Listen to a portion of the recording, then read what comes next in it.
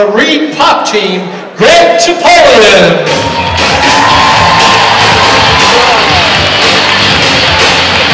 Good morning, everybody.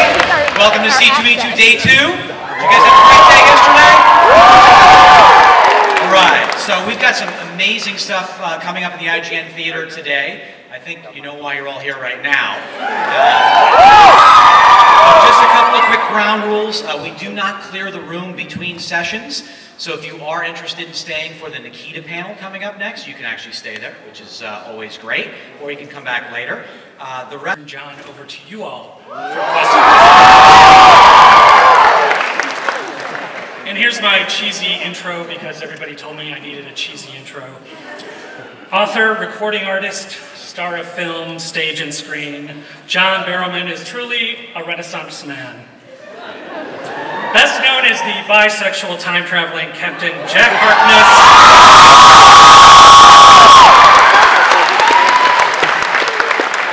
Those of us locally remember him for his debut in Oliver at West Joliet High. So without any further ado, Jack Barrowman, please.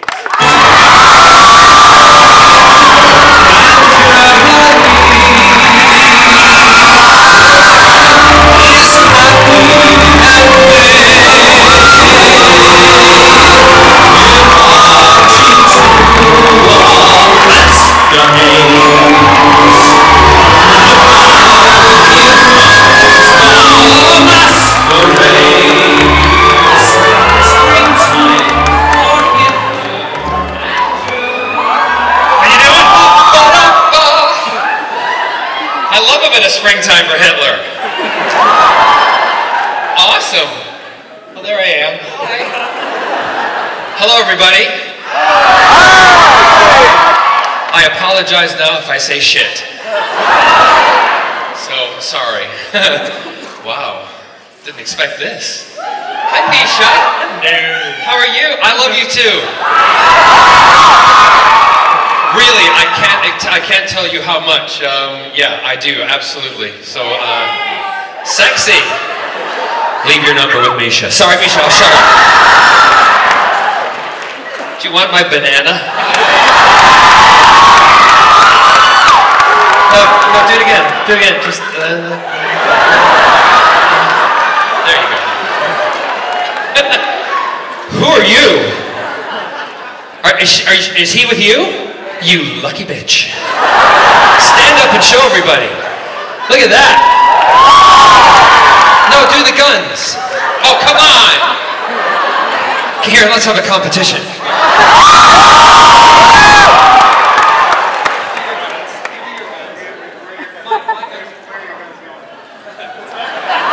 My guns will go in the pocket that fits.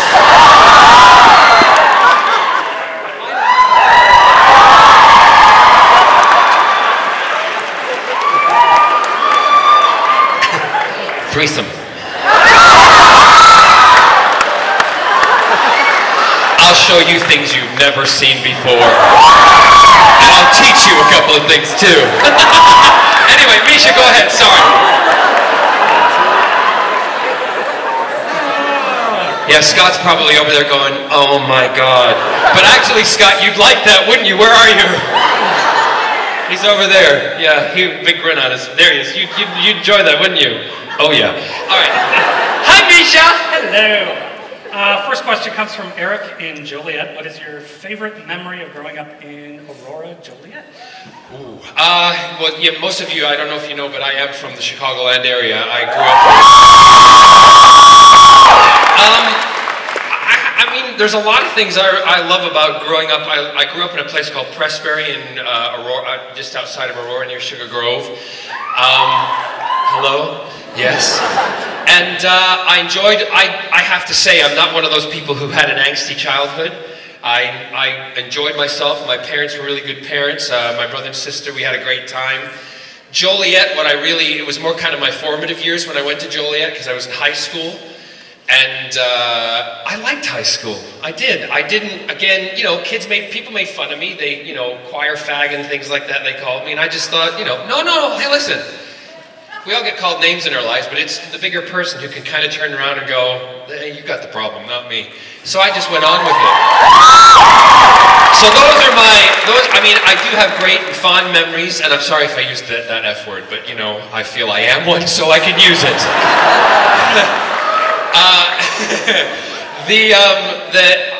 I loved hanging out with my friends. Joliet was a good place. You know, that's really, I mean, what I did love about school was that we did a lot of competitions where I was in the speech team, and we competed in dramatic duet acting. A lot of bad hand gestures going on, but yeah, no, a girl named Barb Eagle and we went to the state championships, but what I loved was going to all the different schools around the Chicagoland area and competing with all the other young people who were like me, which was great. Awesome. And I think it's Padraig, P-A-D-R-A-I-G, from Evanston. Will we ever see a Torchwood musical episode? I don't you know, as much as I would love it, I don't think so. No. I don't know if any of you have heard, I do a rendition in my concert tours in the UK, and also one day I hope to bring them to the States with things that are happening here. But Stephen Schwartz and who I know Stephen's a fan of mine, I'm a fan of Stephen's also, but Stephen wrote the musical Wicked, and he and I collaborated together and reworded and reworked The Wizard and I to The Doctor and I. So, and you know, not that I'm a businessman. If you'd like to download it, it's available on iTunes. In fact, if you do it now and cause a mass download of the whole thing, it would be really cool. They're like that, yeah, shut up. Another Broadway question from Adam in New York. Broadway's good. It's a two-parter. See, no, look, I bring our little sparkle with me.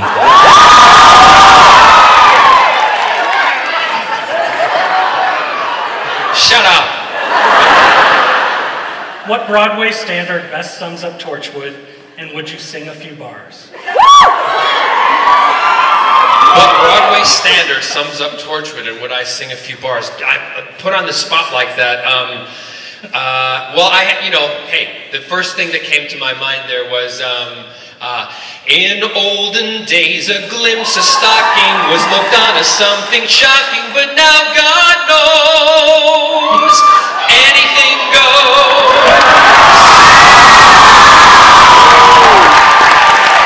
Good authors too, who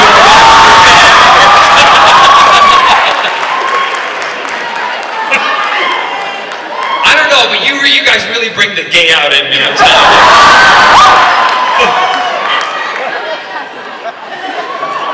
But you're a girl.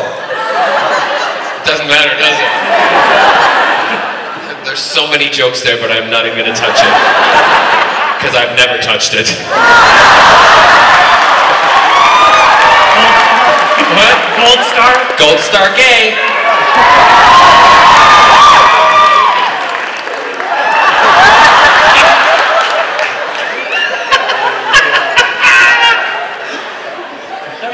Not on my cards.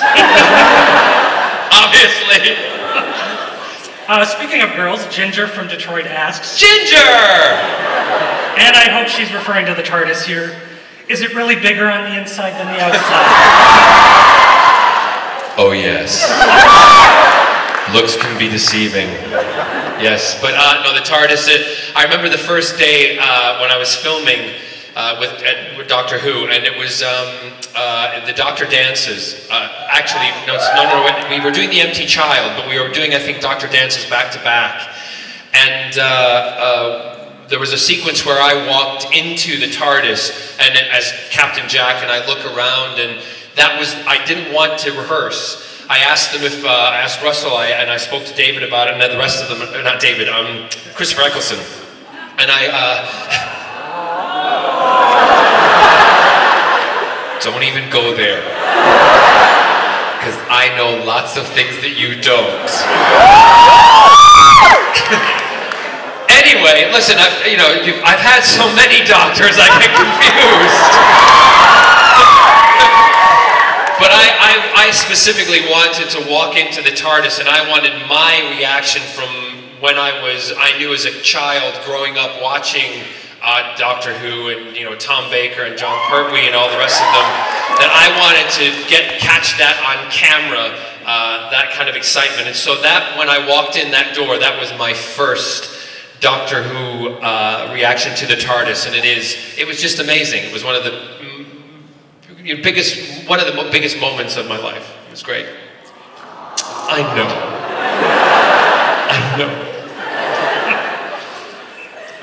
Well, how many young people we have in this crowd? All right, apologies are being made right off the bat. Oh, that little one you held up there, they won't know what the hell's going on. She's not Doctor, is it a she or he? A boy. Well, he's not Doctor Who, he's Dr. Pooh. Colleen from Boston asks, do you own a Captain Jack action figure? And if so, how often do you play with yourself?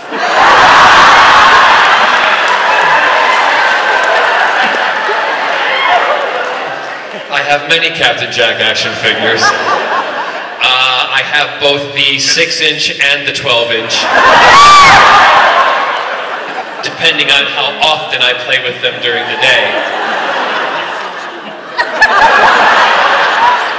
Sometimes frequently. No, I don't play with myself. The dolls. I do have my office in my house the house we have in Wales. I have an office that's upstairs, and I have every magazine cover that I've been on. I have every kind of publicity shot that I've done. Most of them I can fit on the walls, but the ones I can't, there's a closet full of Captain Jacks. But my favorite, and then I have a shelf where I have all of the action figures lined up. So yeah, I do. And I've tried to integrate the action figure also. Many of you probably don't know what a pantomime is, but I do pantomimes in the UK, which are traditional British Christmas shows, and it's a way that I think is a great way to introduce young people to the theatre. And because it's a family-orientated show, and I always somehow get my 15-inch Captain Jack doll involved, so... Why not? Seriously, if you don't read, it's available on for iPad, and it's available, it's an electronic book. It's also, I still like to sometimes have books in your hand. It's available in August or November. I don't even know. I do know we're doing a promotional tour kind of thing for it, so look forward to seeing my sister and I splashing around everywhere.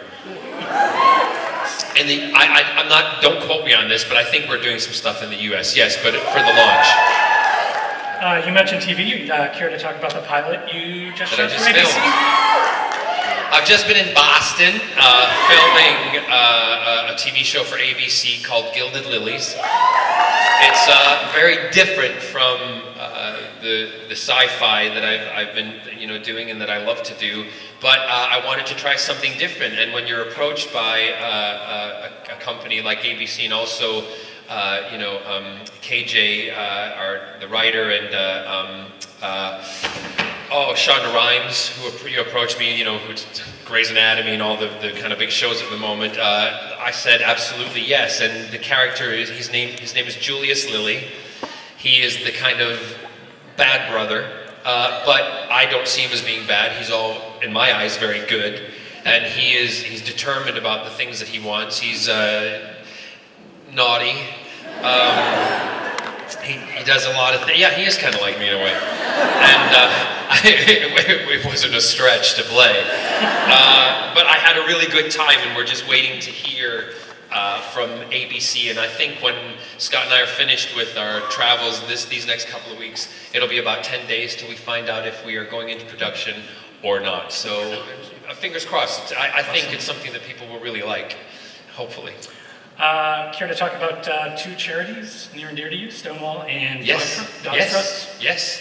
Well, you all know what Stonewall is, don't you? For those of you who don't, Stonewall is an organization that helps promote gay, lesbian, and transgender equality and freedom throughout the world. And I myself, being an openly gay man and a proud gay man, I'm proud of who I am and what I stand for. It's an organization that I support and also have supported me. They voted me their Entertainer of the Year one year, and I'm very proud of that. It's all, you know, without being on the soapbox too much, it's just everybody should be treated equal, and if that's what we have to strive for, and if we have to open our mouths and shout a little bit, then so we shall shout. Also, Dogs Trust is you all know, if you don't, I'm an animal lover. I have 3 dogs, yes. I have a golden cocker spaniel named Charlie. He's gay. And he sits like this. Doesn't he, Scott? And he looks at us like, he looks and goes, what? And then we have Harris. Harris a bit of a dumb one. He looks like, come on and play, everybody! Come on and play! And then we've got Captain Jack, who is a Jack Russell, and Jack's a thud, and he goes, I'm gonna mess you up. He's a bit of a hard ass, yeah. You have a auction going on. Oh, sorry, right now. no, Dogs Trust, yes. I think I'm back. I donate a lot of stuff to Dogs Trust. In fact, I just cleared out my closet, and I donated a lot of suits and t-shirts and things and clothes. Pajama bottoms. Pajama bottoms and bathrobes. So if you want to get into his pants, you can. I think there's an auction going on online for you that you can go on and do that, and all the money goes to a good cause, because Dogs Trust. The reason I love them so much, they never put a healthy animal to sleep. They will wait till that dog is rehomed, and it's a very sad thing to go visit Dogs Trust, and I'm banned by Scott to go visit, because what happens every time I go, Scott? I bring home a dog. It's not a bad thing, but when you're starting getting up into the number, I could have hundreds of them, you know. But yeah. Anyway. So we're going to try to raise a little money for Dogs Trust. Oh, good. C2E2 spares no expense. I have 10 lightning fast questions. 10 lightning fast, okay. For every question you get right, I will give $1. Big money. And you know what? I will double that dollar. Are you ready? All right. Winter in Cardiff or Chicago?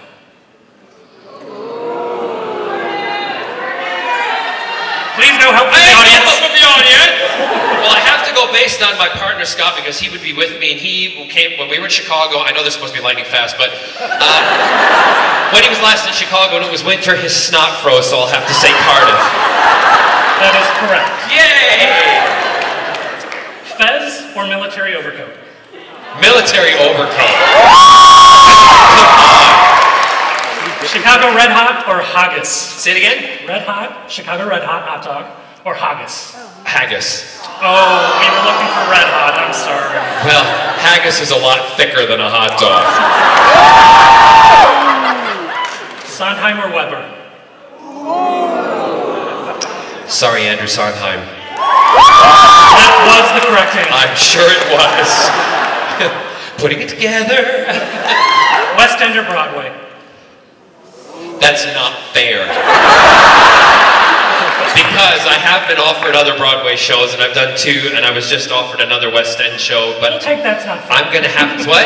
We'll take that's not fair. No, but you think that's not fair, but you know, going based on how many I've done in the West End, but because I want to do it, I'll say Broadway. Was that right? Broadway was the correct answer. It was the correct answer. Good. Chips or crisps?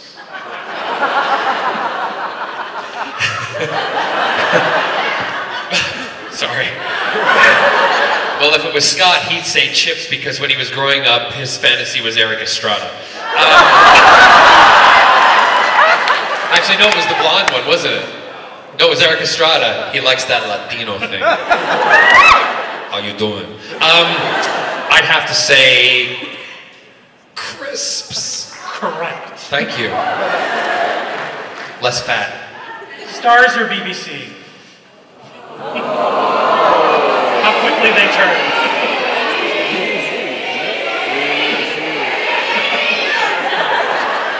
Hold on a minute. This is my question. Now, I'm going to have to get you to home in a little more. homie. A homo.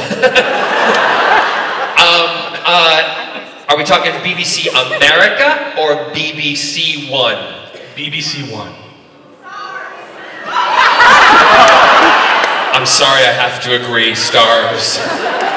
We were actually looking for BBC. I know you were. But without stars, we wouldn't have had Torchwood. So, that's why I have to say stars. Deep dish pizza or curry? Oh, I hate curry. Deep dish pizza. A rose or a gilded lily? See what I did there? No, what did you do there? I would have to say be a gilded lily. Definitely. Correct. Yeah. Who would you rather snog? The 10th Doctor or the 11th Doctor?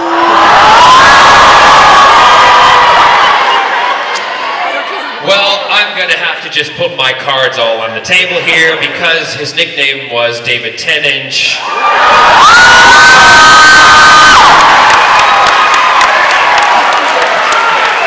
And he was able to compete next to Captain Jack. I think it would have to be, he's my doctor. Yeah, it's David. I'm sorry, we were actually looking for yes, please. Sandwich! Bonus question and final question. Complete the phrase. Oh. If it's not Scottish, it's... Is this something I said? If it's not Scottish, it's not worth it. I don't know. Anybody? What? Is it? We don't get Saturday Night Live in the UK. Is it? Okay, if it's not Scottish, it's crap. I think I should get that anyway, because I didn't know. You caught me off guard there. You've been such a good sport, I'm gonna donate $50. Okay, and I'll add 50, so we've got 100.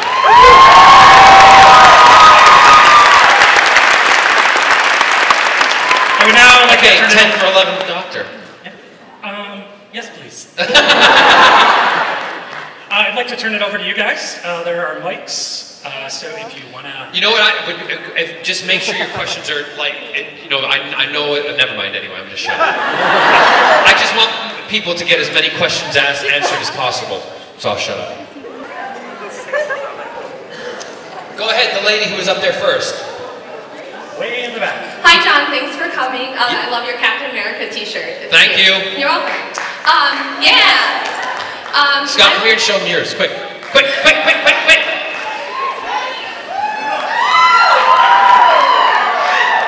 Love that. Okay. I wanted to know what the differences were in filming in the US versus the UK. Like, what do you like better about those, one or the other? Well, I have to tell you that filming in both countries, having done a lot of work in both countries, filming is very much the same. People work hard, people get the job done, people enjoy what they do. I'd have to say the biggest difference was that in America there was more food. The craft service was very big, but I know a lot of you, when I say BBC or Stars, blah, blah, blah, I was happy to do Torchwood in both countries, both with Stars, both with the BBC. I love playing Captain Jack. I love doing the show. It's an amazing thing for me. Jack has changed my life. You've changed my life. So for me to have to choose, all joking aside, I'm happy wherever it's done, because I know some of you guys were like, oh, it's not going to be the same, it's not going to be, but you know what? The characters were there. It might have been a little bit different, but the fact that it still kept me employed and we got to do it, that was the most cherished thing for us. Next, the gentleman there. Front mic. Maybe. Hey, there we go. Hey, do you have any advice for aspiring young musical theater people? Are you good? When I meet the doctor, yes, I do my word. And then I meet the doctor, what I've waited for since birth. And through all his doctor wisdom, he won't be blinded. Do you think the doctor is dumb?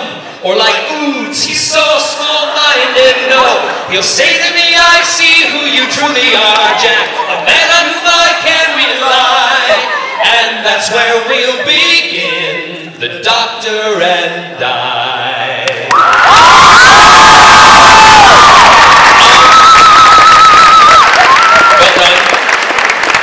Well done, but you're not Maria.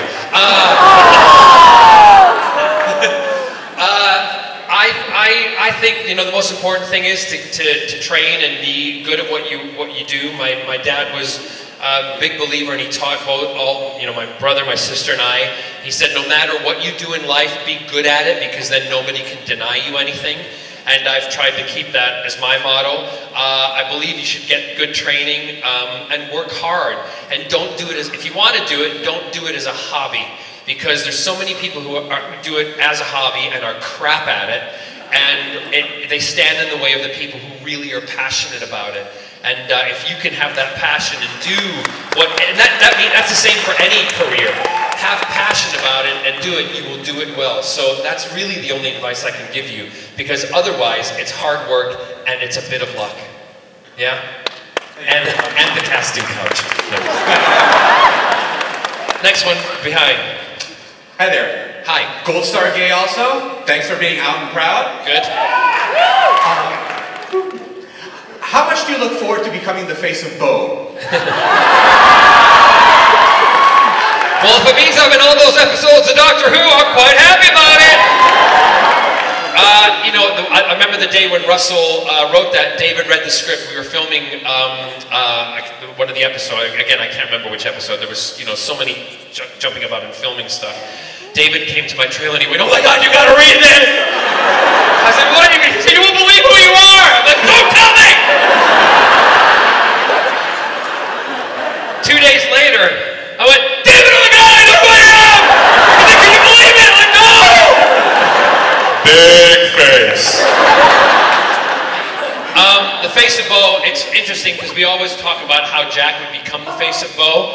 And there's a line that, I can't remember again which episode, but I remember the line. I say something to the extent of, "I've died in many ways, I've had a javelin through my heart, da-da-da-da, but I've never put my head on a railroad track." So, to chop his head off. So it was something to that extent, and that was how we thought maybe he became the face of Bo, but we will probably never know. Thank you. No, but it's good you guys have imaginations. Write about it, tell me, I don't care. Next, fan fiction, exactly. At a comic convention, James Marster said he would rather kiss you than any woman he's ever acted with. That's because I give tongues. And I was just wondering if the opinion was the same on your part. Yes, James is very good. I do have to say that he was a bit nervous on the day that we did that sequence. And I remember also his girlfriend was there with him. And when we were rehearsing, I just said, you know, I'm very comfortable with who I am and what I do. And kissing a man is the same as kissing a woman. I've kissed both, you know.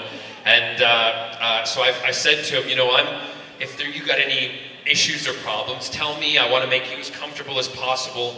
And we came to it, and you know, we did the first take and snogged, and we finished, and they went, "Cut." And I went, "You okay?" He went, "Yeah, I'm fine." He walked over, and his girlfriend, he was like, "Whoa."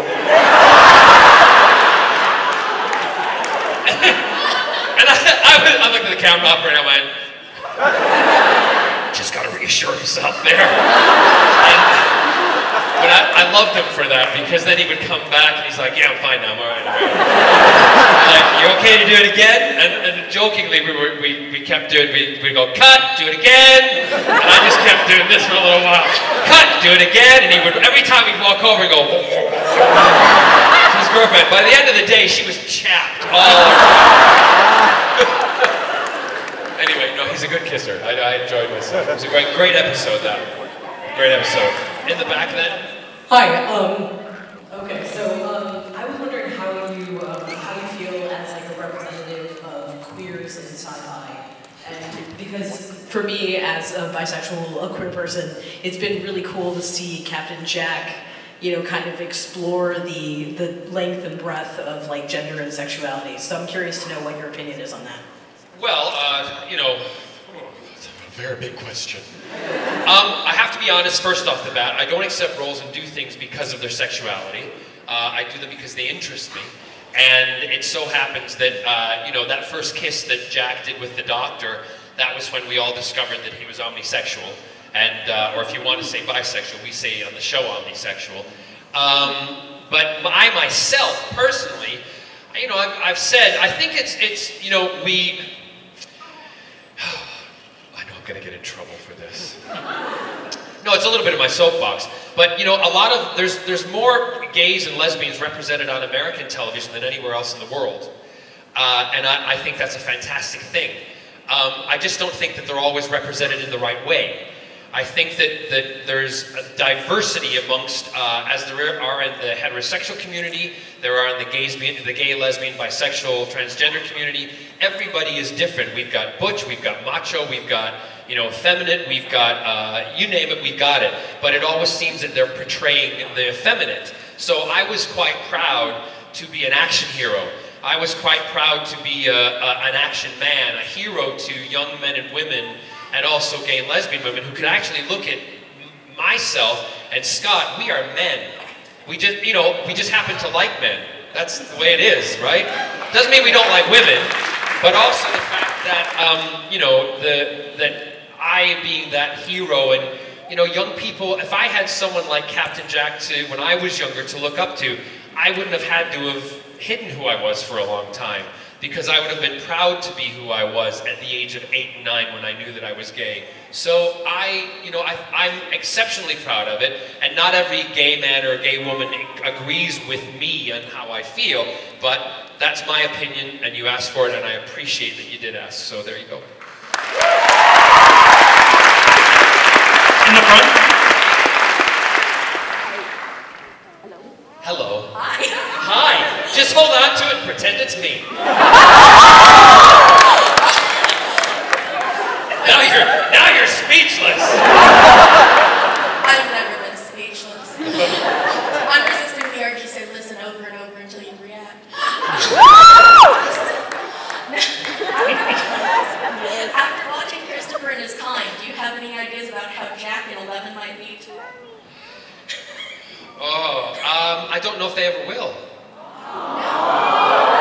You've seen Christopher and His Kind, haven't you? No, I haven't. Oh, well, No. But I... Matt Smith likes touching boys in Christopher and His Kind. Does he? You need to watch it. Maybe I will now. There's a big gay reason to watch that. I don't know if Matt and Jack will meet. It's up to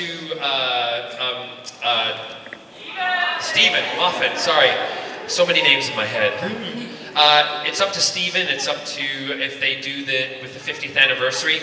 I have to say, just personally, this is John talking, and you know, I have an opinion like everybody else, but I'd be really disappointed if Jack wasn't involved. But that's not my decision. And if he's not, then I, you know, have to kind of just move on from that. But it would be interesting to see. I know Matt would like it to happen. I would like it to happen. I think it would be an interesting thing. I think there'd be a great dynamic there. You threw River out, right? No, yeah. Jack's got to flirt with everybody. Thank you. You're welcome. You're in the back now. Hello, thank you for coming. My question is, what was your favorite superhero when you were a kid, and who is your favorite superhero now? Yeah, it has to be Captain America. I also like Superman. I like Iron Man. I remember when a friend of mine, when I grew up in Pressbury, just outside of Aurora, his name was Scott Von Hoff, and his brother Ross and Scott and I, we used to play in their basement with Superhero, the dolls, the action figures. The action figures, yeah. Dolls. I'd somehow always slip a Barbie in there. She's gonna be the girlfriend! But I didn't have a question for him. Anyway, Barbie and Thor got along really well. You know, I like superheroes. I love that idea, and I think that's why it's something that takes us to a reality in a world that actually is not real, but boy is it a fun one, boy is it a great one, and it's a great fantasy world to be a part of. So, you know, I can tell you the reasons why I like each one of them, but it would go on forever, but those are my favorites. And Scott and I have just been, Scott was never into superheroes in that way before he met me, but now he wears the shirts all the time. We've just been and bought a bunch, so you know, I'm a geek like everybody else.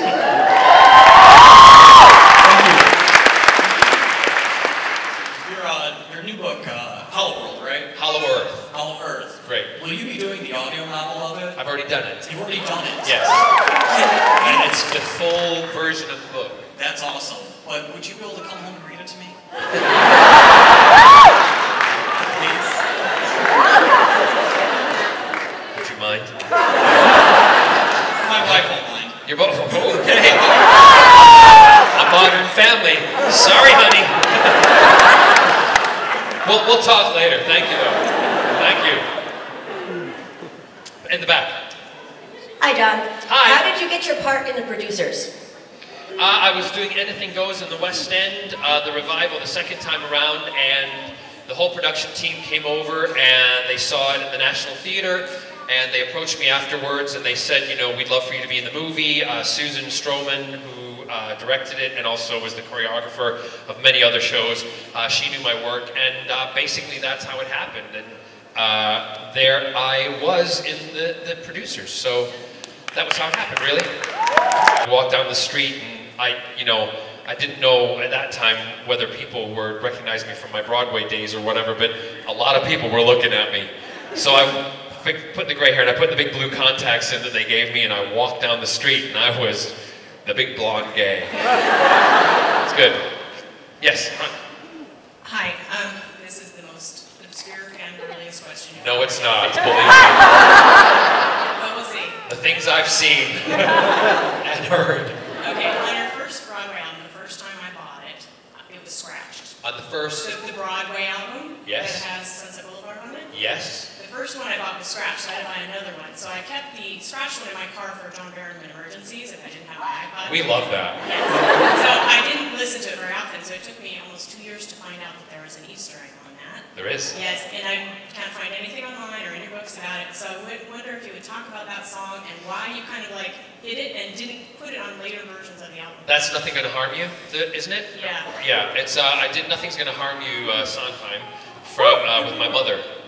And it is an Easter egg, and if you let the album, if you let the DVD, the disc play on, or if it was vinyl, which I don't think it was, I think it's 16.2 seconds. It's 6 minutes, I think. Is it 6 minutes? Yeah, and then it starts to play.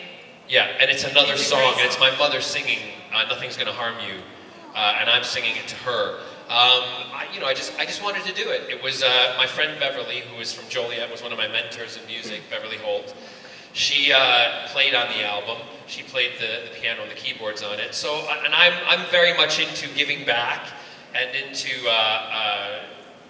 doing things for people who have helped me along the way. And so I wanted to do that for both, my mom and for Bev. My mother wanted to be a singer when she was younger, and my mother had a beautiful voice. But my mother growing up during the war, it was more important for them to have a bomb shelter in their back garden in Glasgow than it was to go to stage school. So she always vowed, as did my dad, with any of the children, if they were ever musically inclined, they would support them rather than hinder them. Or to be, tell them they can't do that, it's not a good way to go. They were completely diverse with all of us.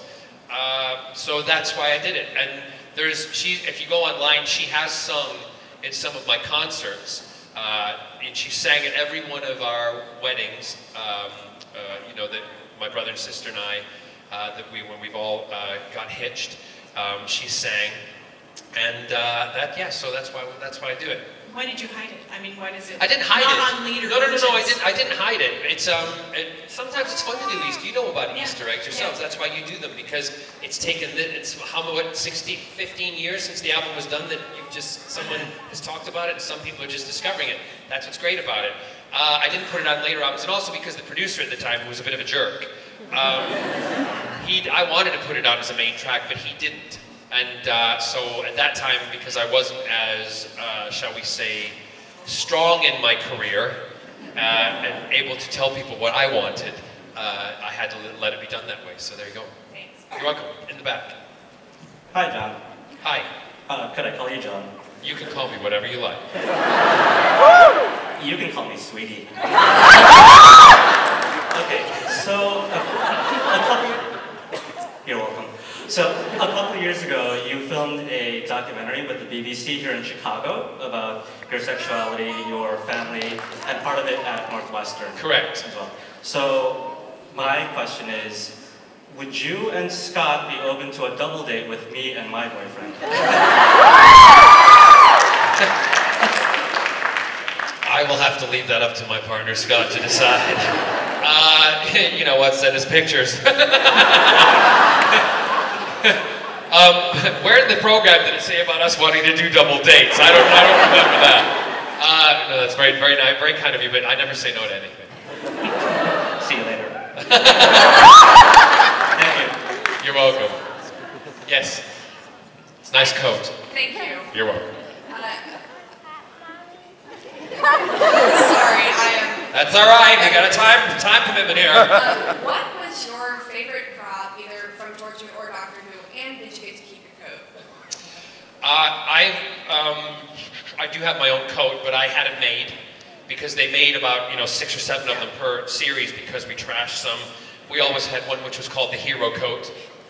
I have one of the hero coats. It cost a lot of money because they were handmade and they were a specific length. Because this is the technical end of it, they had to be a certain length and so they could billow in the wind. And also... The flapping quality is hard to get. Yeah, the flapping quality is very hard to get. Although sometimes if you have a flappy quality, you should see a doctor.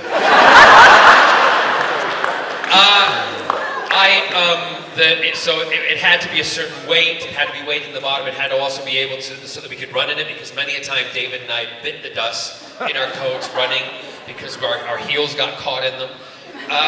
So I do have a coat, and I do wear it around the house, as Scott knows, vacuuming sometimes. He's disappeared.